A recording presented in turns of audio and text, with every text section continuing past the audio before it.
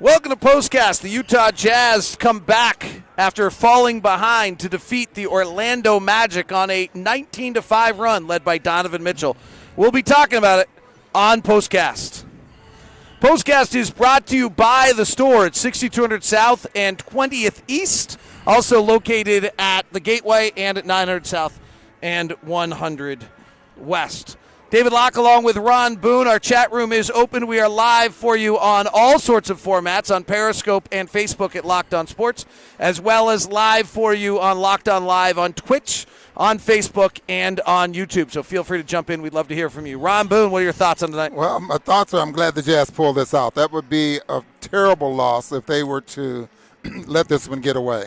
I mean, especially after the way they played in the first half. I mean, there's a lot of good things happened tonight, but there's some other things that really hurt the Jazz tonight there as well. The first half was the team we thought we were going to see all year long. That was what we were expecting. They look great. They still look good through the most of the third quarter, and then Mike Conley goes back out with the hamstring injury, and everything falls apart again. It was at the exact moment where Mike Conley would have re-entered into the game.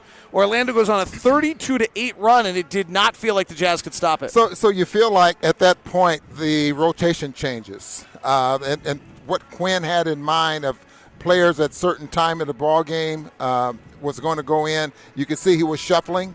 Guys was playing in I don't know, maybe 7 or 8 minute stretches or something like that. So maybe, and I'm not saying this is the case, but maybe it throws the rotation off, and all of a sudden the style of play changes out there on the floor.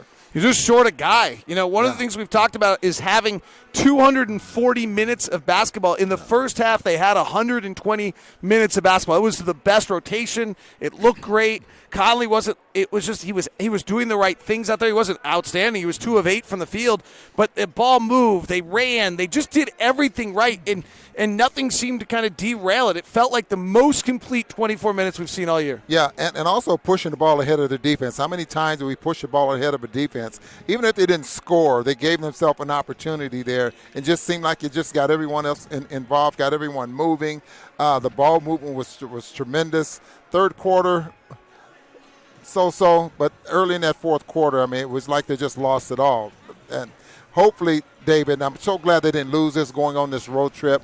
They can transfer this style of play onto the road. They have three good teams that are going to be playing on this trip, including Orlando.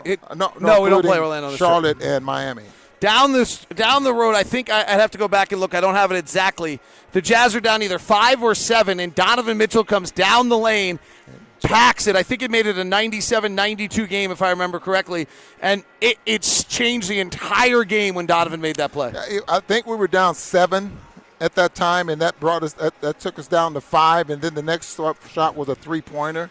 Right. And then Donovan Mitchell's little scoop there. I mean, it was just Donovan Mitchell just doing it all there in the last 3 or 4 minutes of the ball game. I thought it was really interesting. They ran a Bogdanovich-Mitchell action at the top that cleared Aaron Gordon onto Donovan Mitchell. I would not have thought that you were trying to get the 6'9" athlete that is Aaron Gordon on Donovan Mitchell in that circumstance. Yeah, that was surprising there as well. But then you look at Donovan, who was 6'3". I thought the really hard drive to his right really set that spin move back to the middle of the floor with the left hand. Anytime, Donovan's has been getting to the basket quite a bit, and so his reputation is being able to finish at the rim.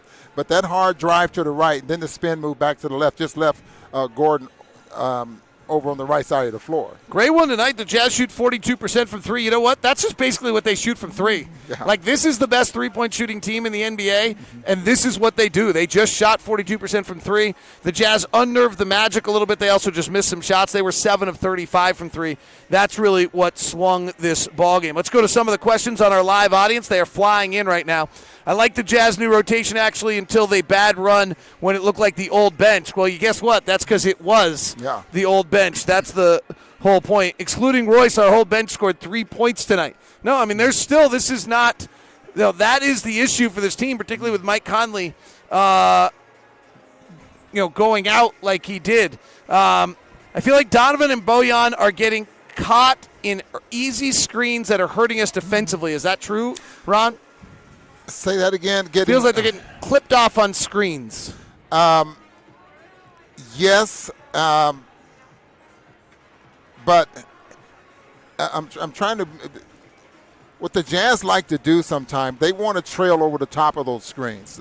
They know they have Rudy back there, and you really can't turn the corner to get there. Some players, they want to go underneath, but most of the time the Jazz want to fight either between the screener or they want to trail over the backside. So you're absolutely right, and then just depending on the situation, you're wrong there as well.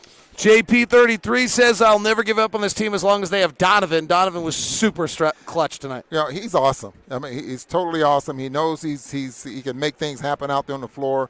We watch how hard he works on his game in all aspects of the game, not just his ability to drive to the basket or his dribbles and three-point shots and all those things. He does a lot to help this team win. Joe looks better in the starting lineup. If we had Favors, we would look good with a bench. Yeah, if we had every player we've ever had before, we'd be great because we have a $170 million salary cap, Craig. But I do think Joe in the starting lineup again. Interesting move to start the game by Quinn.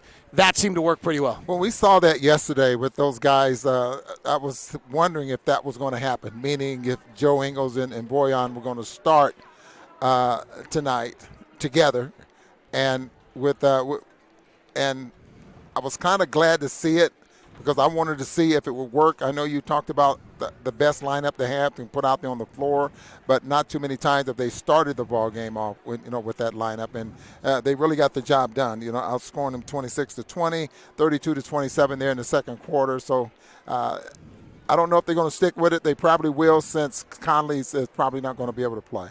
Well, we'll see when we see Mike Conley again. That's the downside. The good side, the Jazz get a nice win. We head on the road at 16-11 on the season. Have a good night. Be safe. We'll be back with you when the Jazz play the Atlanta Hawks, who got beat by the New York Knicks, allowing 140 points when we're into Atlanta on Tuesday. Or on, I don't know what day it is. Whenever we play them.